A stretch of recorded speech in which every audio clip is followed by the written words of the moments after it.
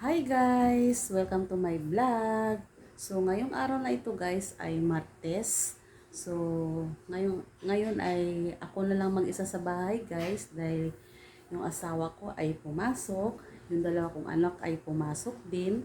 So ako na lang at saka yung aking alagang asong maliit, si Yumi.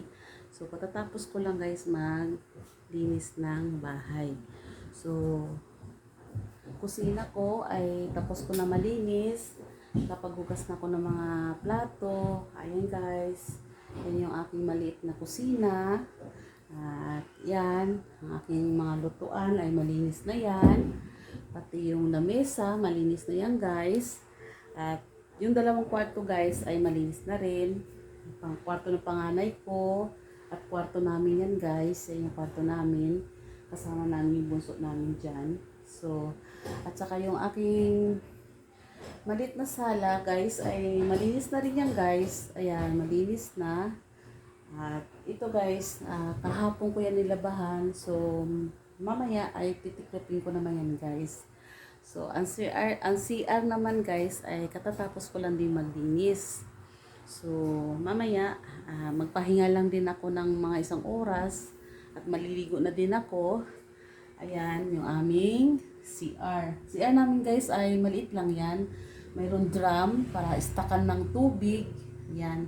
Kasi, minsan kasi guys, nawawalan kami ng tubig. Kaya mas maigi na mayroon kaming drum sa CR. Para kung mawalan man kami ng tubig, ay mayroon kami nakastock sa drum. At dito naman sa kwarto namin guys. Ayan.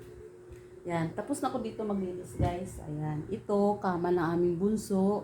Bunso ko kasi guys, babae. So, doon kami sa likod. Kumbaga, nakaharang lang ang yung mga Durabox. Siyempre, maliit lang kasi to guys. At ayan, gumawa din ako ng mga sampayan ko guys, ng mga damit. Kasi kung sakaling umulan doon sa labas guys, mayroon akong pagsisilungan ng mga sinampay. So, yan lang guys. At mamaya-maya, magluluto na rin ako ng kanin bago ako magsundo sa aking bunso. Kasi guys, sinusundo ko pa yung bunso ko sa school. Kasi magmula dito sa amin guys, 2 sakay pa guys. Kaya hindi ko sunduin guys. Kasi babae yung aking bunso. At saka 13 years old lang. At saka hindi sanay yun na, kumbaga hindi pa siya talaga marunong mag-ano sa mga malalaking kalsada, ganun. Kasi bahay to school lang kasi yung aking bunso. Tapos, ayan lang guys.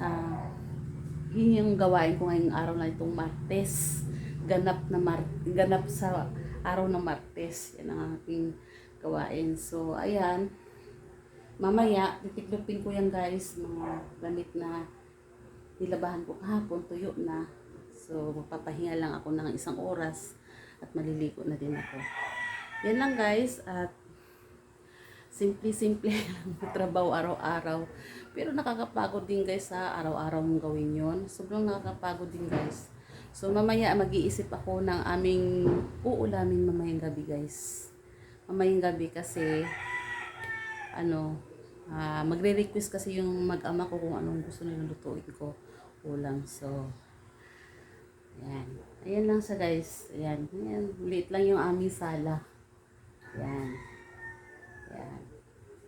So hanggang dito na lang guys ang aking vlog at maraming salamat sa inyong suporta at panood ng aking mga simpleng vlog lang guys. At sa mga silent viewers ko dyan, subscriber, maraming salamat sa inyong suporta. Sana po suportahan nyo pa rin ang mga bawat upload ko guys. At maraming salamat guys at bye-bye. Ingat po tayong lahat.